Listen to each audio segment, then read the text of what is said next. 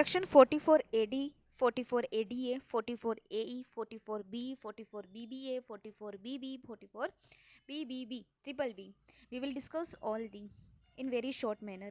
So सबसे पहले क्या होता है, सेक्शन 44 AD कहता है कि मैं कब अप्लाई होता हूँ. तो AD अप्लाई होता है जब आपके बिजनेस का टर्नओवर अप टू 2 करोड़ रुपए है.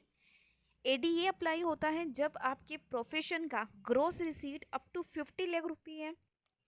AE अप्लाई होता है जब आप व्हीकल बिजनेस में हैं. AB अप्लाई होता है जब आप शिपिंग बिजनेस में हैं.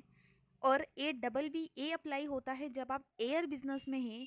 ABB अप्लाई होता है जब आप हायरिंग और एक्सट्रैक्शन बिजनेस में हैं, मिनरल्स और ऑयल के, या फिर प्लांट एंड मशीनरी की हायरिंग में. या फिर ट्रिपल बी जो होता है वो होता है एक पावर प्रोजेक्ट है, तुर्की पावर प्रोजेक्ट, उसमें टर्की के पावर प्रोजेक्ट. और ये सारी बातें.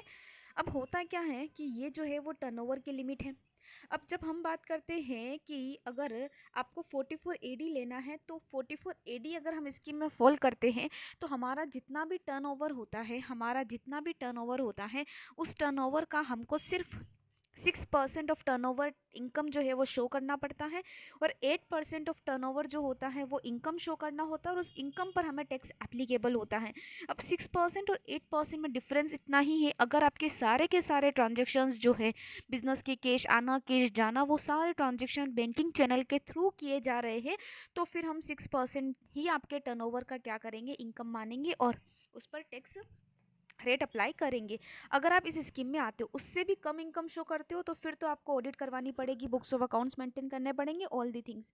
अब क्योंकि हम बात कर रहे हैं 44 ADA के बारे में, यहाँ कहता है कि अगर आपका ग्रोस रिसीट जो है वो 50 लाख रुपये तक है, आप प्रोफेशन हो यानी कि आप प्रोफेशनल हो, तो आपको अपनी ग्रोस रिसीट का 50% एज इनकम दिखाना होगा, और उस इनकम पर हम आपसे टैक्स लेंगे. 44 AE कहता है कि अगर अगर किसी पर्सन के पास अप टू 10 व्हीकल्स है, तो लिमिट हो गई कि 10 व्हीकल तक ही व्हीकल्स होने चाहिए. और अगर उसके पास 10 व्हीकल है, वो व्हीकल बिजनेस में है, और उसके पास हैवी ट्रक है. हैवी ट्रक का मतलब होता है जनरली जो 12,000 किलो से भी ऊपर के हैं. तो अगर जिसके पास हैवी ट्रक है, या फिर जो व्हीकल बिजनेस में है, हेवी ट्रक के केस में अगर 1000 पर टन हम क्या करेंगे, इनकम मानेंगे. और अदर व्हीकल के केस में हम 7500 पर मंथ पर व्हीकल इनकम मानेंगे. और ऐसे करके मान लो आपके पास 5 व्हीकल है और 7500 पर मंथ है, 7500 12 महीने का इंटू 5 व्हीकल है, तो 5 करके हम टोटल देखेंगे. और अगर हम लोग बात करें हेवी व्हीकल्स की, तो हम टन पर जाएंगे कि कितने का वो टन का है, उसके अकॉर्डिंग हम मल्टीप्लाई करेंगे. अब आता है 44B.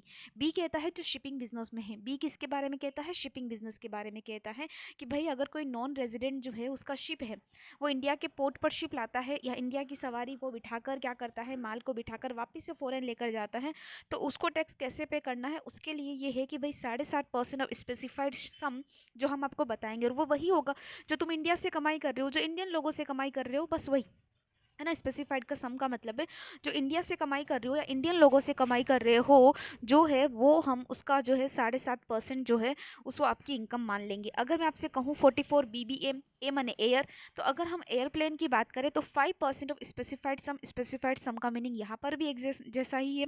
अब 44 डबल बी के बारे में या ट्रिपल बी के बारे में बात करें, तो उन्होंने बोला 10% ऑफ स्पेसिफाइड सम जो आप इंडिया से कमा रहे हो, इंडिया के लोगों से कमा रहे हो, उसका 10% हम आपकी इनकम मानेंगे, और उस इनकम पर आपको टैक्स कंप्यूट करना होगा. अब प्रिजम्पटिव टैक्सेशन की एक खास बात क्या है, 44 AD, ADA और AE की खास बात ये है कि अगर आपने इसे ऑप्ट करना है, तो आपको लगातार 5 सालों के लिए उसे ऑप्ट करना होगा. अगर आप किसी भी साल इसे ब्रेक करते हैं, तो फिर आप कंटिन्यूसली 5 साल तक इसका बेनिफिट नहीं ले सकते हैं. इसलिए आपको अगर इस स्कीम को लेना है, तो कंटिन्यूसली इसमें बने भी रहना है. एक व्हीकल के केस में आता है, हम जब डेप्रिसिएशन के कंसेप्ट को पढ़ते हैं, बड़े बड़े प्लांट एंड मशीनरी को पढ़ते हैं, तो हमारा इनकम टैक्स कहता है पुट टू यूज़, जब यूज़ में आएगा तब से डेप्रिसिएशन चार्ज करने का. लेकिन यहाँ पर ये पुट टू यूज़ का कंसेप्ट गायब हो जाता है. यहाँ पर व्हीकल अगर आपके पास पड़ा भी है, तो हम आपकी इनकम में उसे काउंट करेंगे. पुट टू यूज़ से हमें कोई मतलब नहीं. That is all. Okay, so thank you so much.